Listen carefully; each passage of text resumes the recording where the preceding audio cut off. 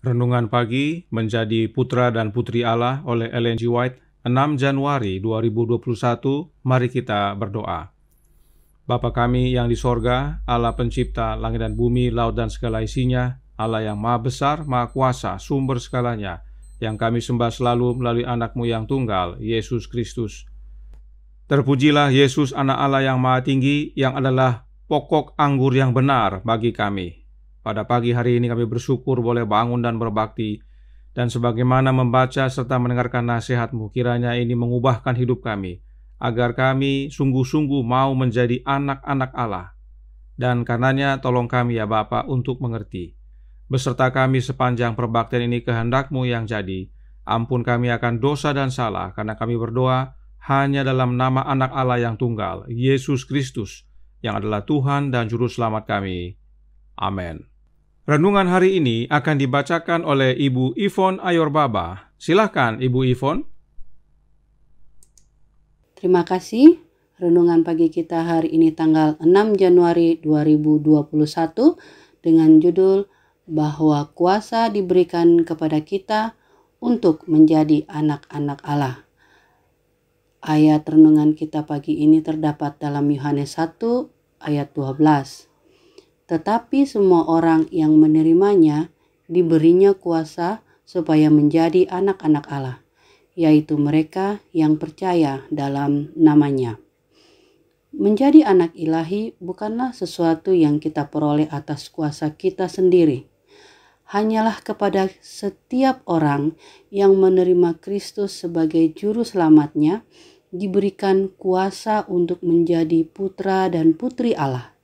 Oleh kuasanya sendiri, orang yang berdosa tidak dapat membersihkan dirinya dari dosa. Untuk mencapai maksud ini, ia harus memandang kepada suatu kuasa yang lebih tinggi. Yohanes berseru, "Lihatlah anak domba Allah yang menghapus dosa dunia." Kristus sajalah yang berkuasa untuk membersihkan hati. Barang siapa yang mencari keampunan dan penerimaan hanya dapat mengatakan, "Aku hampa datang padamu. Harapanku hanya pada salib-Mu." Tetapi janji akan menjadi anak itu dibuat untuk semua orang yang percaya pada namanya. Tiap-tiap orang yang datang kepada Yesus dalam iman akan menerima keampunan. Agama Kristus mengubahkan hati. Agama itu membuat manusia yang memikirkan duniawi menjadi memikirkan surga. Di bawah pengaruhnya manusia yang kikir menjadi tidak kikir. Karena inilah tabiat Kristus. Orang yang tidak jujur atau licik menjadi jujur. Sehingga sudah menjadi tabiat yang kedua baginya untuk berbuat kepada orang lain apa yang disukainya, diperbuat orang lain kepadanya. Orang yang cemar diubahkan dari kenajisan kepada kesucian. Ia membentuk perangai yang benar, karena Injil Kristus baginya telah menjadi suatu kenikmatan menuju hidup. Allah harus dinyatakan dalam Kristus, yang telah mendamaikan dunia dengan dirinya. Manusia telah menjadi begitu merosot keadaannya oleh dosa, sehingga mustahillah dia datang dengan kesempurnaannya sendiri kepada Dia yang suci dan penuh kebaikan itu. Tetapi setelah menebus manusia dari penghukuman pelanggaran hukum, Kristus dapat memberikan kuasa ilahi untuk bersatu dengan usaha manusia. Dengan demikian, oleh pertobatan terhadap Allah dan iman dalam Kristus, anak-anak Adam yang jatuh dalam dosa dapat menjadi anak-anak Allah sekali lagi. Ketika satu jiwa menerima Kristus, ia menerima kuasa untuk hidup sebagaimana Kristus hidup. Terima kasih. Terima kasih atas penata layanan Ibu Yvonne. Tuhan Yesus memberkati. Selamat pagi saudaraku dalam Tuhan. Renungan hari ini berkata dalam Menjadi Putra dan Putri Allah, halaman 14 paragraf 1 yang berbunyi, Kristus sajalah yang berkuasa untuk membersihkan hati. Singkat, padat, dan jelas bahwa hanya Kristus yang berkuasa membersihkan hati kita. Namun, jika kita lihat dalam bahasa Inggrisnya ada unsur memiliki. Terjemahan yang lebih cocok adalah sebagaimana yang berikut ini. Hanya Kristus yang memiliki kuasa untuk membersihkan hati. Yesus tidak hanya berkuasa, Yesus memiliki kuasa tersebut, yaitu kuasa untuk membersihkan hati. Dan jika disebut hanya Kristus, itu artinya hanya Yesus sendiri yang memiliki kuasa untuk membersihkan hati kita. Nah, dalam tulisan lainnya, Roh Nubuat juga menyatakan, Ye shall receive power, halaman 24 paragraf 3, yang berbunyi, perubahan hati yang diwakili oleh kelahiran baru dapat terjadi hanya dengan karya Roh Kudus yang efektif. Itu sendiri yang dapat membersihkan kita dari semua kenajisan. Dari kutipan ini dapat kita pahami bahwa pekerjaan pembersihan hati adalah pekerjaan dari Roh Kudus juga. Nah, apakah Roh Nubuat dalam hal ini bertentangan dengan dirinya sendiri? Sebab dalam kutipan sebelumnya dikatakan bahwa hanya Kristus yang berkuasa dan memiliki kuasa untuk membersihkan hati kita. Namun kemudian dalam kutipan berikutnya ini disebutkan Roh Kudus sendiri yang dapat membersihkan kita dari kenajisan. Hal ini harus dipahami dengan benar karena banyak umat yang gagal fokus dan terjerumus kepada ajaran yang salah. Dalam tulisan lainnya, Roh Nubuat menyatakan, From Heaven with Love, halaman 100, paragraf 2, yang menjelaskan, kita tidak dapat dengan sendirinya mengusir kerumunan jahat yang telah menguasai hati. Hanya Kristus yang dapat membersihkan bait suci jiwa. Tetapi Dia tidak akan memaksa masuk. Dia datang ke dalam hati tidak seperti datang ke Ka'bah yang lama. Tetapi Dia berkata, lihat, aku berdiri di muka pintu dan mengetok. Jikalau ada orang yang mendengar suaraku dan membukakan pintu, aku akan masuk mendapatkannya. Wahyu 3 ayat 20. Kehadirannya, yaitu kehadiran Kristus, akan membersihkan dan menguduskan jiwa, sehingga itu bisa menjadi bait yang kudus bagi Tuhan dan tempat kediaman Allah di dalam roh. Efesus 2 ayat 21 dan 22.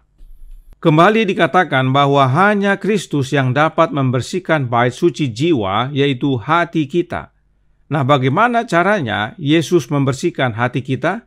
Nyonya White mengutip Wahyu 3 ayat 20 yang adalah perkataan roh kepada jemaat Laodikia. Roh siapakah yang dimaksudkan? Rohnya Amin, yaitu saksi yang benar, saksi yang setia dan benar, dan Dia adalah Yesus Kristus. Bisa baca dalam Wahyu 1 ayat 5. Karenanya, roh yang dimaksudkan dalam Wahyu 3 ayat 20 adalah rohnya Kristus itu sendiri. Yesus masuk dalam hati kita melalui kehadiran rohnya. Apakah roh Kristus adalah roh yang kudus? Sudah pasti. Dan perhatikan kutipan sebelumnya. Perhatikan kutipan sebelah kanan bawah. Dalam tulisan aslinya, yaitu dalam bahasa Inggris, Nyonya White menggunakan kata ganti benda untuk Roh Kudus. Kenapa? Karena Roh Kudus yang dimaksudkan adalah Roh Kudusnya Kristus itu sendiri. Sebab hanya Kristus yang berkuasa dan memiliki kuasa untuk membersihkan hati. Artinya, hanya Yesus satu-satunya. Yesus yang mengetuk pintu hati dan Yesus sendiri yang masuk ke dalam hati kita. Karena hanya Kristus yang dapat membersihkan bait suci jiwa, yaitu hati kita. Mengapa ini perlu dipahami dan penting? Karena ayat inti hari ini berkata, tetapi semua orang yang menerimanya, yaitu menerima Yesus, diberinya kuasa, yaitu diberi kuasa oleh Yesus supaya menjadi anak-anak Allah, yaitu mereka yang percaya dalam namanya, yaitu namanya Yesus. Semua yang menerima Kristus diberi kuasa, yaitu rohnya yang kudus, roh Kristus, supaya menjadi anak-anak Allah. Inilah pentingnya kita memahami akan hal ini. Sebab syarat untuk menjadi anak-anak Allah adalah menerima Yesus dan menerima kuasa dari Yesus, yaitu rohnya, roh Kristus. Menjadi anak-anak Allah bukan dengan menerima Allah roh, bukan. tetapi menerima Roh Kristus, yaitu kehadiran Kristus itu sendiri dalam hidup kita. Sebab hanya Kristus yang dapat bersihkan hati kita. Jika saudara percaya akan hal ini, maka hidup saudara akan diubahkan dan merasakan kemerdekaan. Sebab saudara sekarang tahu dengan pasti bahwa yang tinggal dalam hidup saudara adalah Yesus Kristus itu sendiri dan bukan oknum lain yang bukan Yesus. Sebab hanya ada dua roh dalam dunia ini. Review and Herald tanggal 10 Juni tahun 1890 paragraf 2 menyatakan, ada dua roh di dalam dunia ini, roh Kristus dan roh anti-Kristus. Roh anti-Kristus sama dengan roh setan. Jadi, Nyonya White menyatakan bahwa hanya ada dua roh di dalam dunia ini, yaitu roh Kristus dan roh setan. Dan itulah dua kubu yang terlibat dalam pertentangan besar. Roh nubuat sama sekali tidak menyatakan adanya tiga roh, yaitu roh Kristus, Allah roh, dan roh setan. Tidak ada ajaran seperti itu. Roh nubuat hanya menyatakan dua roh, roh Kristus dan roh setan. Karenanya, jika bukan roh Kristus yang berkuasa dalam hati kita, maka sudah pasti roh setan yang berkuasa. Sebab hati kita tidak pernah kosong. Salah satu dari dua roh tersebut pasti berkuasa. Inilah pentingnya kita memahami tentang kuasa untuk menjadi anak-anak Allah, yaitu kuasa yang Kristus berikan, yang adalah kehadiran Roh-Nya yang kudus, Roh Kristus. Pada bagian akhir renungan hari ini, Nyonya White menuliskan dalam Menjadi Putra dan Putri Allah, halaman 14, paragraf 4, yang berkata, ketika satu jiwa menerima Kristus, ia menerima kuasa untuk hidup sebagaimana Kristus hidup. Saat kita terima Yesus, maka kita terima kuasa dari Yesus agar kita dapat hidup sebagaimana Yesus hidup. Inilah makna dari kutipan ini, sebab hanya Yesus yang berkuasa membersihkan hati kita. Nah, kutipan ini diambil dari buku Christ Object Lessons atau Membina Kehidupan Abadi, bab 24 tentang pakaian pesta. Perhatikan cara Roh Nubuat menjelaskan tentang kuasa yang membuat kita hidup seperti Yesus hidup. Membina Kehidupan Abadi, halaman 241, paragraf 4, yang berkata, bila kita menyerahkan diri kita kepada Kristus, hati itu, yaitu hati kita, dipersatukan dengan hatinya, kehendak dibenamkan dalam kehendaknya, pikiran menjadi satu dengan pikirannya, pikiran ditaklukkan kepadanya, kita menghidupkan kehidupannya. Itulah artinya dipakaikan dengan pakaian kebenarannya. Semua katanya di sini adalah Yesus Kristus. Bila kita menyerahkan diri kepada Yesus, maka hati kita, kehendak kita, pikiran kita, semuanya dipersatukan dengan hati, kehendak, dan pikiran Yesus. Dan karenanya kita menghidupkan kehidupan Kristus. Sebab yang hidup dalam hati kita adalah Yesus itu sendiri melalui kehadiran Roh-Nya. Mengapa ini penting kita pahami? Karena ada ajaran yang berikut ini. Kutipan ini diambil dari buku Pelajaran Sekolah Sabat kuartal 3 tahun 2004, tanggal 12 Juli dan 13 Juli. Semua kutipan ini adalah pernyataan dari sang penulis, yaitu Carlos Steger. Sebab dia sedang menjelaskan tentang doktrin Trinitas. Kutipan ini bukanlah tulisan Roh Nubuat dan tidak ada dasar Alkitabnya. Ini murni pemikiran dari sang penulis. Penulis menyatakan bahwa oknum Roh Kudus terus-menerus mencoba untuk mengarahkan perhatian kita kepada Kristus dan bukan kepada pribadinya sendiri.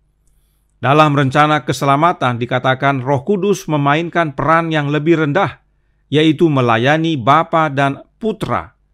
Meskipun fungsi ini pada dasarnya tidak menyatakan keadaan yang lebih rendah, katanya. Ini tentunya tidak alkitabiah dan juga tidak selaras dengan Roh Nubuat. Kemudian, Carlos Steger juga berkata dalam pelajaran tanggal 13 Juli, perhatikan kutipan bagian bawah, bahwa melalui kehadiran oknum Roh Kudus, para murid Yesus memiliki kehadiran Yesus.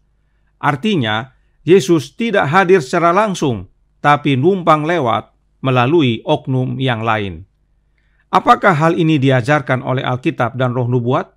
Tentu tidak. Alkitab berkata, Yesus yang ketuk pintu hati kita, dan barang siapa yang buka pintu hatinya, maka Yesus sendiri yang masuk. Kita bisa baca dalam Wahyu 3 ayat 20. Paulus juga menuliskan bahwa karena kita adalah anak, maka Allah Bapa mengutus roh anaknya, yaitu Roh Kristus, ke dalam hati kita. Galatia 4 ayat 6. Jadi, Alkitab ajarkan bahwa yang hadir adalah Yesus itu sendiri dan bukan numpang lewat atau numpang hadir melalui oknum yang lain.